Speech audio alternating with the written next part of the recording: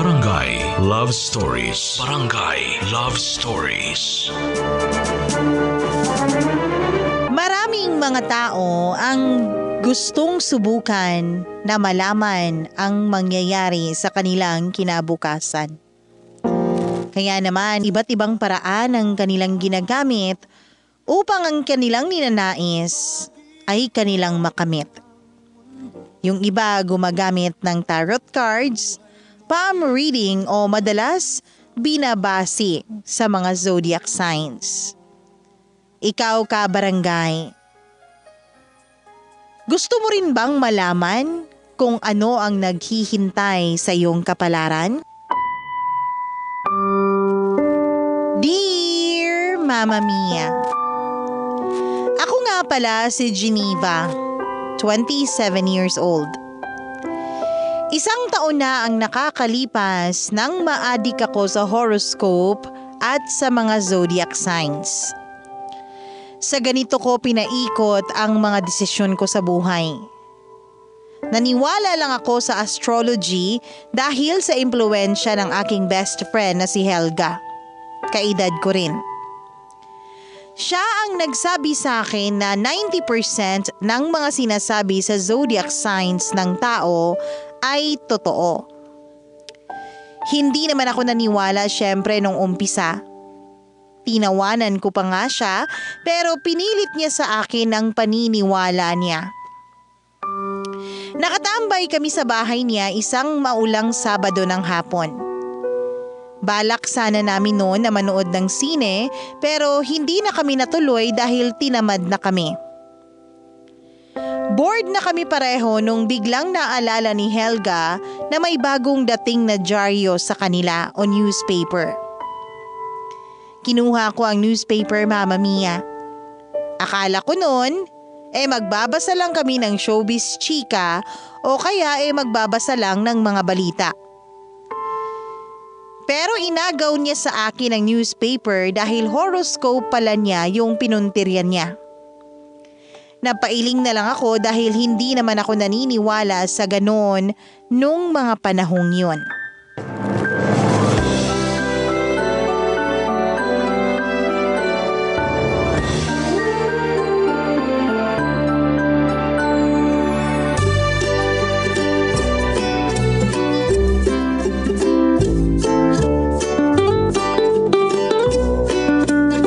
Magbasa tayo ng horoscope.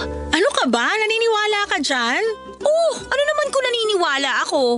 Parang hula lang yan eh. Mas matindi pa to sa hula kasi may kinalaman to sa planetary movements and Charva. Chorva? Kapag hindi ko ma-explain o mahanap yung tamang term, Charva yung ginagamit ko. Ano ba? Ewan ko sa'yo. Basahin na natin yung horoscope natin. Ano ba zodiac sign mo? Ay nako, wag mo akong idamay dyan sa kabaliwan mo ha. Leo. Uy, parehas tayong fire sign. Fire sign? Nahahati kasi sa 4 na elements sa mga zodiac sign. Fire, water, earth, at saka air. Napanood mo lang yata yung sa Encantadia eh. Hindi, ano ba? Totoo nga itong sinasabi ko. Aris ako, kaya kasama ako sa fire sign. At ikaw din na Leo. Kasama rin natin ang Sagittarius. O anong meron sa fire sign? Tayo ba yung dahilan kung bakit laging may sunog? Kontra ba tayo sa Fire Prevention Month? O tayo yung makakatagal sa impyerno kahit walang electric fan? Hindi! Ang mga nasa fire sign daw yung artistic, confident, passionate, independent, at best lover. Parang true sa akin yung mga sinabi mo. Kasi true naman talaga. Kaya maniwala ka na. Maraming beses ko nang napatunayang totoo lahat ng sinasabi sa zodiac sign ko. Sige nga, anong sabi sa horoscope mo ngayon? Teka, babasahin ko ha. Ayun o, Aris! Mapalad ka ngayong araw dahil ang matagal mo nang pinagdarasal ay mapapasa kamay mo na. Basta maniwala ka lang at magiging posible ang lahat. Lucky color, blue. Lucky number, 7. Ang generic ng sinabi ha? Inggit ka lang, no? Makisaya ka na lang kasi sa akin, friend. Yung pinagdadasal ko maging artista, mangyayari na. Pag inilabas ng Encantadia Book 3, ako na si Perena. Asus, naniwala ka naman. Sabi maniwala daw ako at magiging posible ang lahat eh. Ano ba? Buti sana kung sinabi dyan magiging artista ka talaga. Wala naman bogus yan. Matagal ko nang pinagdarasan na maging artista, no? Puro ka dasal, kulang ka naman sa gawa. Paano magkakatotoo yung sinasabi ng horoscope mo? Sumali ka kaya sa Starstruck para magkaroon ka ng chance? Himala! Maniwala tayo sa powers ng Himala at sa powers ng universe! Ewan ko sa'yo. Naniniwala ako sa hard work para matupad yung mga pangarap. Hindi yung sinasabi dyan sa horoscope na yan. Basahin ko nga yung sa'yo. Leo. Ito. Pag-ingatan ang mga importanteng gamit, lalo na mga gadget, dahil pwede kang manakawan kung hindi ka mag-iingat. Lucky color, green. Lucky number, 3. Lahat naman pwedeng manakawan kung di mag-iingat. Nakakatawa yung horoscope na yan, Maniwala ka na lang. Mag-ingat ka, okay? Magsuot ka ng green. Kung meron kang kulay green na damit na may tatak na number 3, isuot mo. Yak! Ano yun? Jersey sa liga? No! No ka dyan. Maniwala ka na lang. Papatunayan ko sa yung hindi totoo yung sinasabi dyan sa horoscope na yan. Pero Mama Mia, ang kakatuwang nangyari ay nagkatotoo ang sinabi sa horoscope ko. Nung umuwi ako ng bahay ay na-snatch ang cellphone ko. Hindi ko na nahabol pa yung nagnakaw. Sinabi ko lahat kay Helga ang nangyari at natawa siya. Tinuruan daw ako ng universe ng leksyon. Natakot tuloy ako, Mama Mia. Kaya naman kahit ayoko, naniwala na tuloy ako sa sinasabi ng horoscope at ng zodiac sign ko. Nagpaturo ako kay Helga ng mga dapat kong malaman.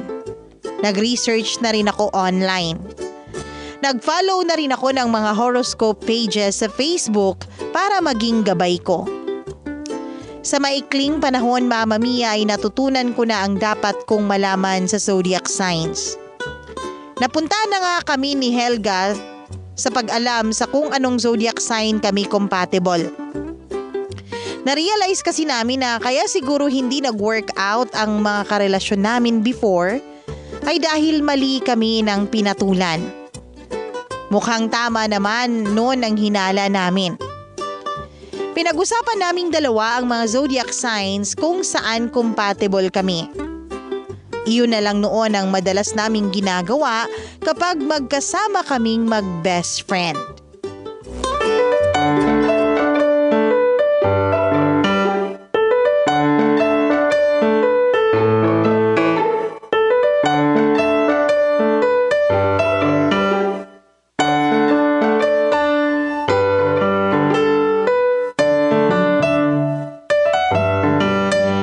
Dapat ngayon, maging stricto na tayo sa magiging karelasyon natin.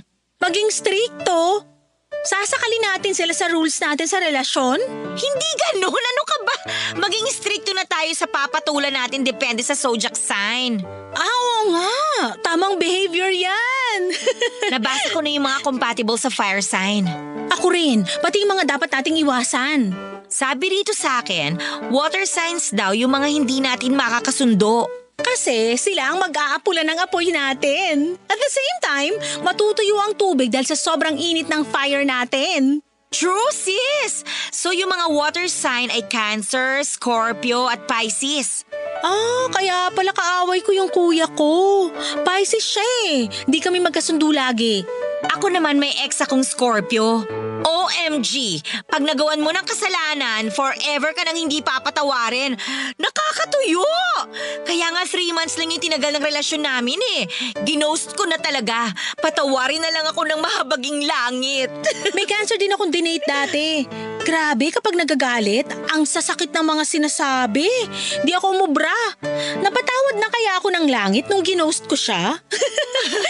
Mukhang tayong nasa fire sign na magaling mang-ghost Igo-ghost lang natin pag di siya yung tamang tao sa atin. Charot! Kaya nga dapat maging maingat na tayo So ang dapat nating ide-date ay yung mga air sign o yung katulad nating nasa fire. So Gemini, Libra at Aquarius. Oo, Oo, sila raw yung nakakalakas ng fire natin in a good way. Good daw sila sa ego nating nasa fire sign. Lalo ka na, Leo ka. Okay. Ayan, alam na natin kung kanino tayo compatible. Sana naman sa guidance ng zodiac signs natin hindi na tayo matisod sa maling tao. Kaya dapat, unang topic, hindi yung tungkol sa ulam mo o kung kumain ka na ba. Ano yung zodiac sign dapat? Baka mawirduhan sila sa atin pag yun agad yung topic natin. Pwedeng alamin natin yung birthday nila. Tapos, kapag nalaman nating nasa water sign sila, alam na this. # magiging multo ulit. Paano kung super bet natin? Kailangan natin magtimpi. Ano ka ba? Hindi lahat ng masarap dapat kainin. Kaloka ka? Okay. Kailangan nating maging maingat kung gusto nating forever na yung next na relasyon natin. Tama! Maniwala tayo sa sinasabi ng universe.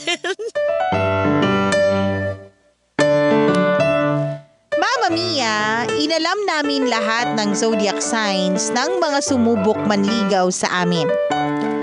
Lahat na busted namin dahil kabilang sila sa mga dapat naming iwasan. Nanghinayang pa nga kami kasi kahit yung mga crush namin, nalaman naming hindi compatible sa amin. Inekes na tuloy namin sa listahan ng mga pangalan nila. Nung tumagal ay naubusan na kami ng mga manliligaw. Pero hindi naman kami sumuko kaagad. Sinabi na lang namin sa mga sarili namin na baka challenge lang iyon ng universe sa amin.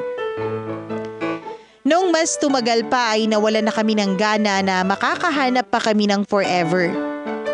Naisip namin, Mama Mia, na forever na ata kaming magiging single. Nalungkot kami lalo't parang mali na binibase namin sa astrology ang lahat. Minsan nga, Mama Mia, ay iniisip namin na itigil na lang. Pero mabubuhayan kami muli ng loob dahil ang goal namin mapunta kami sa tao na compatible sa amin. Para maging masaya ang aming mga love life. Kaya naman, Mama Mia, nag-explore na rin kami sa mga dating sites para lang mas marami kaming options noon at maiwasan ang mga hindi compatible sa zodiac namin. Nabasa ko sa horoscope ko na may makikilala raw ako na babago ng love life ko. Kinilig ako noon, Mama Mia, dahil sa wakas, meron na ring ibibigay ang universe sa akin. Pinaghandaan ko talaga yon at nagdasal pa ako na sana kung sino man siya, sana pang forever na. Hindi ko naman siya kaagad nakilala. Lumipas pa ang ilang buwan nung biglang may nakilala ako. Malakas ang kutob ko noon na siya na yung nakatakda para sa akin, Mama Mia. Itago na lang natin siya sa pangalang Harry. Nakilala ko siya sa isang dating app. Mas matanda siya sa akin ng 2 taon. Nag-match kami sa dating app na meron kami at nilipat na lang namin ang usapan sa Facebook.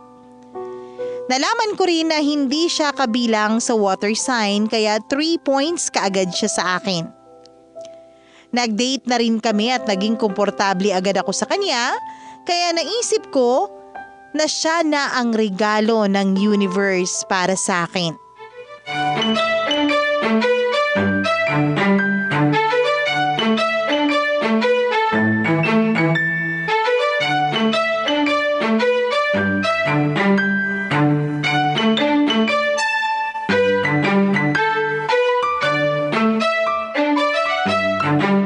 Ang ganda mo pala talaga sa personal.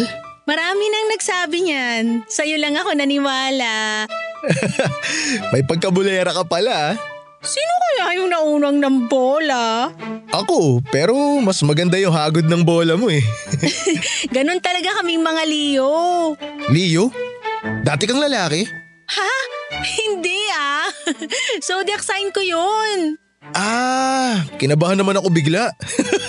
Pasensya ka na, di kasi ako familiar sa zodiac signs eh. Hindi ka naniniwala sa astrology? Wala kasi akong alam dyan. Baka kaya hindi talaga ako naniniwala. Ano bang zodiac sign mo? Wala nga akong alam dyan. Kailan birthday mo? May 4th. Anong year? Yearly. Hindi ko napagandaan yung joke mo, ha? So, ano raw yung zodiac sign ko? Taurus, earth sign ka. Kayo yung mga kalmado, pasensyoso at logical. Parang gusto ko na tuloy maniwala sa zodiac signs. Bakit? Tumpak ba yung sinabi ko? Oo. Nasabi rin ba na kami yung matitigas ang ulo? Parang nabasa ko nga yan. Bull daw kasi ang nagre-represent sa sign nyo eh. Kilala ang bull sa pagiging matigas ang ulo, di ba? Okay. Gets ko na. Mukhang masyadong importante sa'yo yung zodiac sign ng isang tao para mag-click kayo ah. Oo. Lately lang namin napatunayan ng friend ko na tama yung sinasabi sa zodiac signs namin. Lahat kasi ng mga dinate namin, hindi nag-workout kasi kontra sa signs namin. Pero tayo, okay naman no? Bakit? Ayaw mo ba? Siyempre gusto ko. Kaya nga sana may second date pa tayo. Hindi pa nga tayo tapos sa first date natin eh. Nagsisimula pa nga lang tayo. Advance kasi ako mag-isip.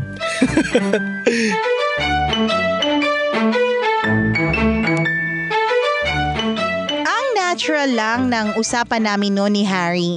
Napakasarap niyang kausap Mama Mia na tipong ayaw na naming matapos noon ang gabi. Naramdaman kong compatible kaming dalawa. Doon ko talaga napatunayan na totoo ang sinasabi sa astrology. Wala na akong ibang pinayagang manligaw sa akin kundi si Harry na lang. Ganun ako noon kasigurado sa kanya Mama Mia. Nakwento ko na nga rin siya sa best friend kong si Helga.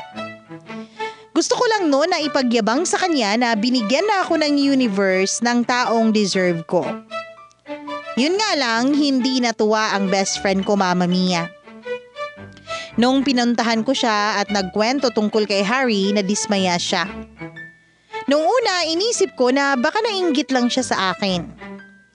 Pero may nakaligtaan kami sa zodiac signs dahil nga masyado kaming nag-focus noon sa mga water signs. Hindi namin alam na hindi ko rin pala compatible ang mga nasa earth signs tulad ng Virgo, Capricorn at Taurus. Hindi ko sana yun tatanggapin pero pinabasa sa akin lahat ni Helga ang nasa astrology book niya.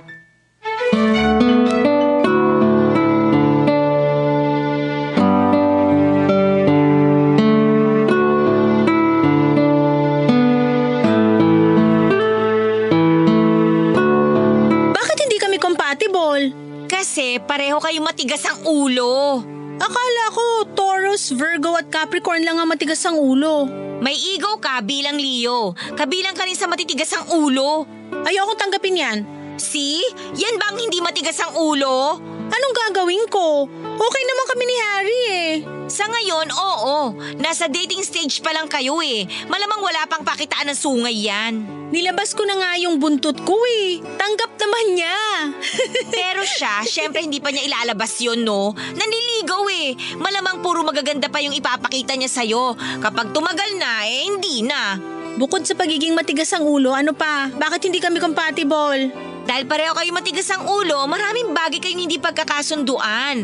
Hindi rin magiging maganda ang communication ninyo. Alam mo naman na kailangan maganda ang communication pagdating sa relasyon, di ba? Uy, may mga magaganda rin akong alam tungkol sa relasyong Taurus and Leo ha? Kala mo? Tulad ng... Sex! Ha? Sensual daw ang mga Taurus dahil ruled sila ng planet Venus.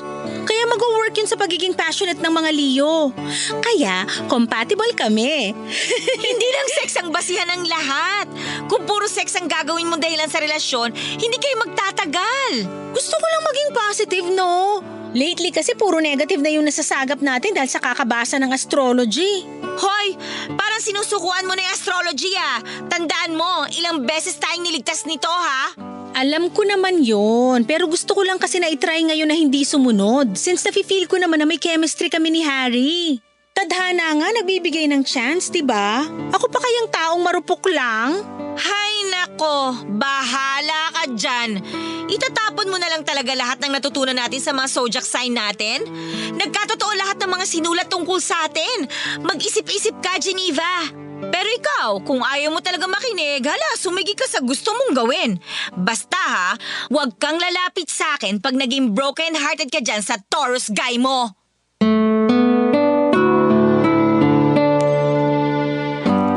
Napadalawang isip tuloy ako sa sinabi ni Helga, Mama Mia. Nagbasa ako ulit ng zodiac sign ni Harry at nagtugma nga lahat ng sinabi ni Helga. Bukod pa ron, kinonfirm ko rin sa ugali ni Harry ang lahat. Pasimple akong nagtanong tungkol sa mga gusto niya at sa mga ayaw niya. Sumakto naman noon sa personality niya bilang Taurus. Mas lalo tuloy akong kinabahan. Iniwasan ko na tuloy siya sa takot na magkamali na naman ako. Ayoko na kasing masaktan pa, Mama Mia. Kotang-kota na ako sa failed relationships ko. Iniwasan ko si Harry pero naging makulit siya. Matigas nga talaga ang ulo ng mga Taurus. Sinabi ko sa kanya na busy ako at hindi niya tinanggap ang mga naging sagot ko. Mama Mia, hindi ko naman masabi sa kanya yung dahilan kung bakit kailangan ko siyang iwasan. Dahil hindi ako sigurado noon kung matatanggap ba niya na nang dahil sa zodiac signs namin, ay hindi ko na iniisip na magiging kami kahit nagugustuhan ko na siya. Nahirapan tuloy ako makipag-communicate sa kanya dahil feeling ko hindi niya tatanggapin ang mga sagot ko.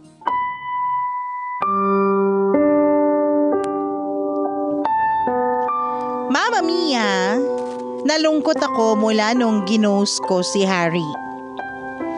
Na-miss ko pa rin siya kaya kahit blinak ko na siya sa social media accounts ko, ay gumawa pa rin ako ng peking account para lang ma-stalk ko siya.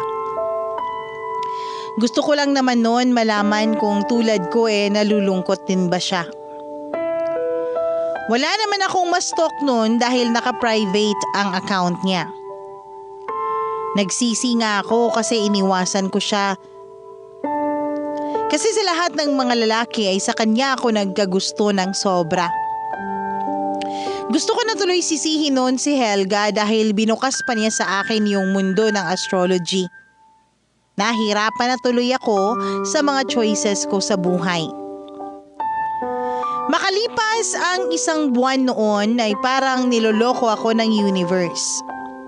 Pinilit ko ngang iwasan si Harry pero pinagtatagpo na naman kaming dalawa. Magkabilang dulo pa naman ang mga bahay namin kaya napatanong ako bakit kami nagtagpong muli. Naisip ko kung may gusto bang iparating ang universe sa akin. Mama Mia, naging awkward yung paghaharap namin dahil nasa isang ukayan ako nang nilapitan niya ako. May mga nakasabit pa sa balikat ko na mga damit na nakahanger.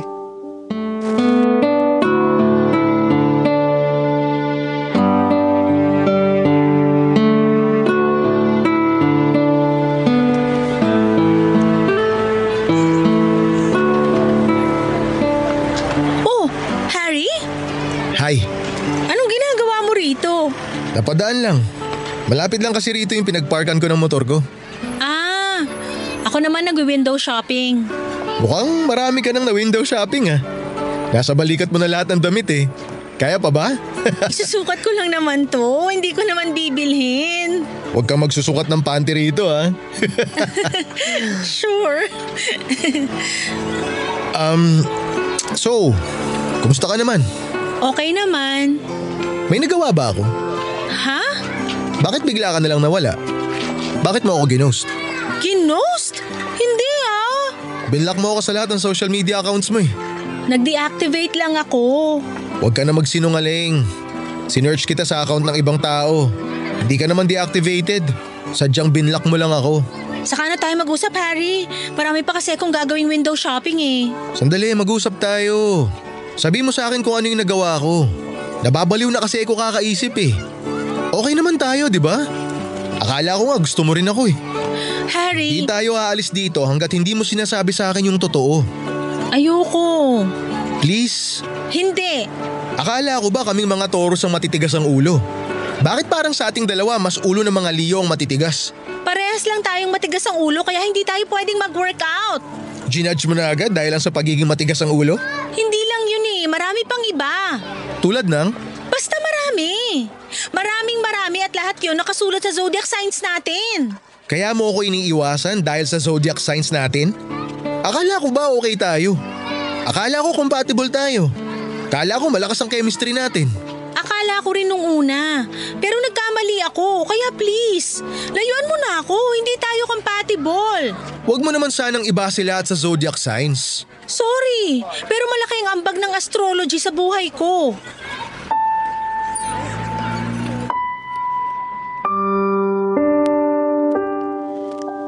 Humingi ako ng sign sa universe na kapag hinabol ako ni Harry, meant to be kami. Pero Mama Mia, hindi niya ako hinabol. Hinayaan niya akong makaalis sa ukayan na yon nang hindi man lang pinaglaban ang pagmamahalan naming dalawa. Naiyak na lang ako noon dahil inuna ko na naman ang pride ko. Nasira na nga yung love life ko, hindi ko pa nasukat yung mga damit na gusto ko sa ukayan. Nasira tuloy ang buong araw ko dahil sa kakasunod sa astrology. Hindi na nga ako muling hinabol pa ni Harry. Lalo akong nalungkot, Mama Mia. Pero hindi na rin ako sumubok munang makipag-date dahil baka madismaya na naman ako sa resulta ng zodiac sign na mamimit ko.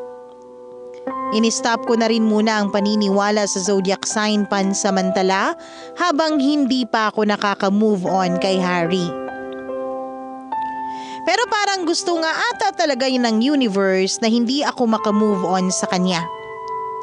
Isang araw, Mama Mia, ay bigla na naman kaming pinagtagpo.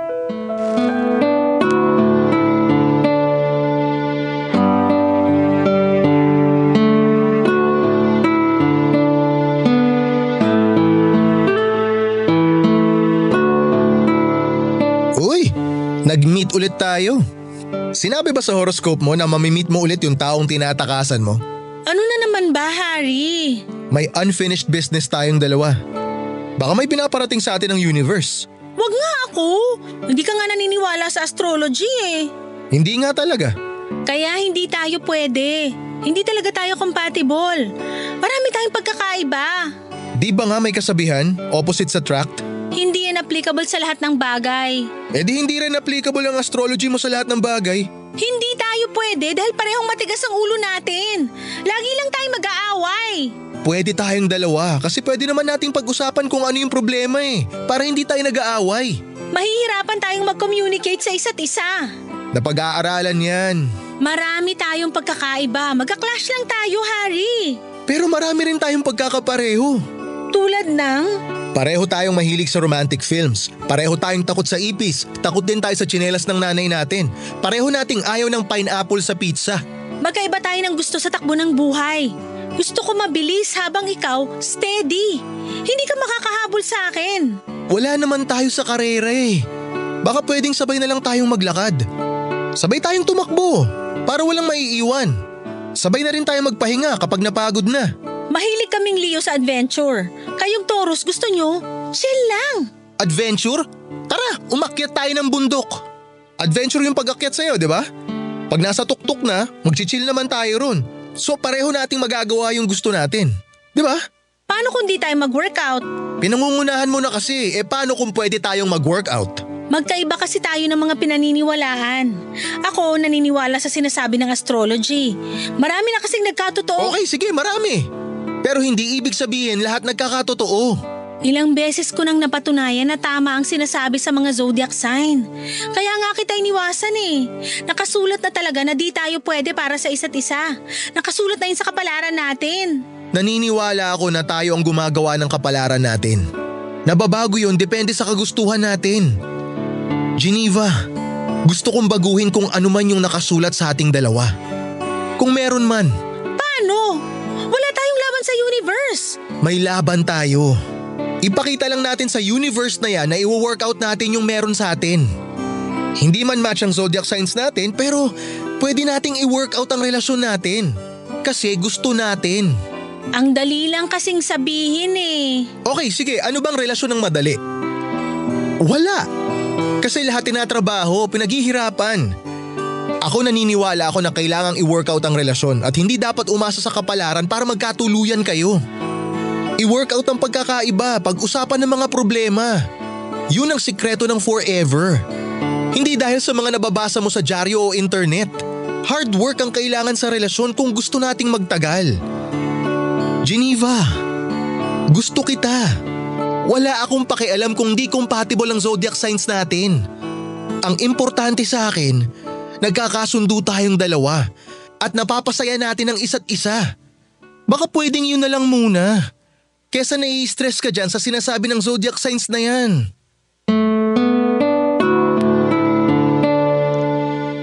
Diskumpiyado man ako nung una sa namamagitan sa amin ni Harry, ay napawi naman yon lahat ng sinabi niyang gusto niya ako at willing siyang ilaban ang relasyon namin. Naniwala ako sa kanya at binigyan ko siya ng chance, Mama Mia. Naging kaming dalawa at masasabi kong yun ang pinakatamang desisyon ko pagdating sa love life ko. Naging masaya ako sa piling niya kahit sabihin pang medyo bothered pa rin ako sa zodiac signs namin. Nawala naman kahit papaano yung pag-overthink ko lalo na't gumagawa ng paraan si Harry para maging maayos ang relasyon naming dalawa. Totoo naman, Mama Mia, na nagkakaroon kami ng problema ni Harry based sa mga pagkakaiba ng aming mga ugali. At tama naman ang mga zodiac sign namin doon. Yun nga lang, hindi namin yun hinayaan na maging problema para masira ang relasyon namin. Kung meron man kaming hindi pagkakaintindihan, ay inaayos namin kaagad. Kung may mga toxic kaming nakasanayan, sinusubukan naming baguhin hindi lang para magtagal ang relasyon namin, kundi para maging mas maayos kaming mga individual. Maraming salamat sa pagbabasa mo ng aking liha, Mama Mia. Ang inyong kabarangay, Geneva.